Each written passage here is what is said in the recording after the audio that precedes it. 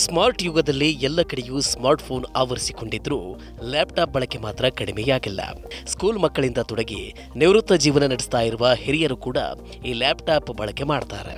Laptop ನಿತ್ಯ ಬಳಸುವವರು ಅದರಲ್ಲಿನ ಕೆಲವು ಸರಳ ಸೆಟ್ಟಿಂಗ್ಸ್ ಮತ್ತು ಟ್ರಿಕ್ಸ್ ಬಗ್ಗೆ ತಿಳಿದುಕೊಂಡ್ರೆ ಅವರಿಗೆ ವೇಗವಾಗಿ ಕೆಲಸ ಮಾಡೋದಕ್ಕೆ ಸಾಧ್ಯ ಆಗುತ್ತೆ. ಜೊತೆಗೆ ಪ್ರತಿಯೊಂದಕ್ಕೂ ಸರ್ವಿಸ್ ಸೆಂಟರ್ಗೆ ಭೇಟಿ ನೀಡುವ ಅವಶ್ಯಕತೆ ಉಂಟಾಗುವುದಿಲ್ಲ. ಲ್ಯಾಪ್ಟಾಪ್ನಲ್ಲಿ ಇಂಪಾರ್ಟೆಂಟ್ ಕೆಲಸವನ್ನು ಮಾಡುವಾಗ ಅದು ಸರಿಯಾಗಿ ಕಾರ್ಯನಿರ್ವಹಿಸದಿದ್ದರೆ ಎಲ್ಲಿಲ್ಲದ ಕೋಪ ಬಂದುಬಿಡುತ್ತೆ. ಅನೇಕ ಜನ ಈ ಸಮಸ್ಯೆಯನ್ನು ಎದುರಿಸ್ತಾ ಇದ್ದಾರೆ. ಆದರೆ ಈ ಸಮಸ್ಯೆಯನ್ನು ಹೇಗೆ ಹೋಗಲಾಡಿಸಬೇಕು ಅಂತ ಅನೇಕರಿಗೆ ತಿಳಿದಿಲ್ಲ. ಬೆಳಗಿನಿಂದ ರಾತ್ರಿಯವರೆಗೂ ಲ್ಯಾಪ್ಟಾಪ್ ಕಂಪ್ಯೂಟರ್ ಮುಂದೆ ಕುಳಿತು ಕೆಲಸ ಮಾಡ್ತಿರುವಾಗ ಇದನ್ನು ಸರಿಪಡಿಸಿಕೊಳ್ಳೋದು ಉತ್ತಮ. ಇದಕ್ಕಾಗಿ ನೀವು ಸರ್ವಿಸ್ ಸೆಂಟರ್ಗೆ ಭೇಟಿ ಕೊಡಬೇಕಾಗಿಲ್ಲ ಅಥವಾ ಹಣವನ್ನು ಕೂಡ ಖರ್ಚು ಮಾಡಬೇಕಾಗಿಲ್ಲ. ನೀವು ಇದನ್ನು ಮನೆಯಲ್ಲಿಯೇ ಸರಿಪಡಿಸಿಕೊಳ್ಳಬಹುದು.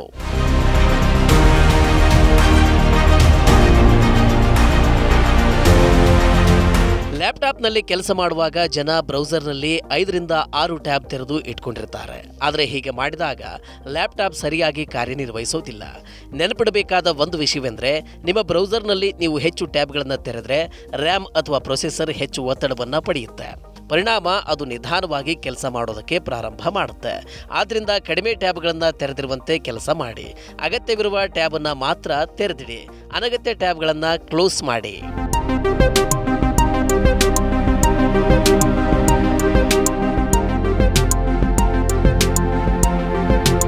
ಅಂತೆಯೇ ಕೆಲವೊಮ್ಮೆ ನಿಮಗೆ ತಿಳಿಯದೆಯೇ ಲ್ಯಾಪ್ಟಾಪ್ನ ಬ್ಯಾಕ್ಗ್ರೌಂಡ್ನಲ್ಲಿ ಕೆಲ ಪ್ರೋಗ್ರಾಮ್ಗಳು ಚಾಲನೆಯಲ್ಲಿ ಇರ್ತವೆ. ಇದರಿಂದ ಕೂಡ ಲ್ಯಾಪ್ಟಾಪ್ ನಿಧಾನವಾಗುತ್ತೆ.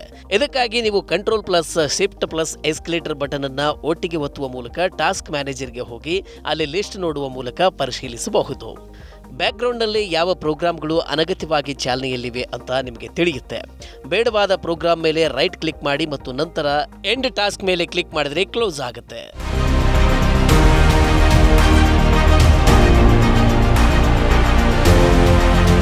ಇನ್ನು ಆಪರೇಟಿಂಗ್ ಸಿಸ್ಟಮ್ ಅನ್ನು ರೀಇನ್ಸ್ಟಾಲ್ ಮಾಡಿಕೊಂಡ್ರೆ ಲ್ಯಾಪ್ಟಾಪ್ ವೇಗವಾಗಿ ಕೆಲಸ ಮಾಡುತ್ತೆ. ಇದು ಸ್ವಲ್ಪ ಸಂಕೀರ್ಣವಾಗಿರೋದ್ರಿಂದ ನುರಿತವರ ಸಲಹೆಯನ್ನು ಪಡೆದುಕೊಳ್ಳಿ. ಫಾರ್ಮ್ಯಾಟ್ ಮಾಡಿ ನೂತನವಾಗಿ ಆಪರೇಟಿಂಗ್ ಸಿಸ್ಟಮ್ ಅನ್ನು ಹಾಕಿಕೊಂಡ್ರೆ ಕಂಪ್ಯೂಟರ್ ತಂತ್ರಾಂಶ ಹೊಸದರಂತೆ ಆಗುತ್ತೆ. ಅಂತೆಯೇ ಯಾವುದೇ ಪ್ರೋಗ್ರಾಮ್ ಅನ್ನು ಇನ್ಸ್ಟಾಲ್ ಮಾಡಿಕೊಳ್ಳುವಾಗಲೇ ಅದರ ಅಗತ್ಯತೆ ಇದೆಯೇ ಅಂತ ಎರಡೆರಡು ಬಾರಿ ಯೋಚಿಸಿ.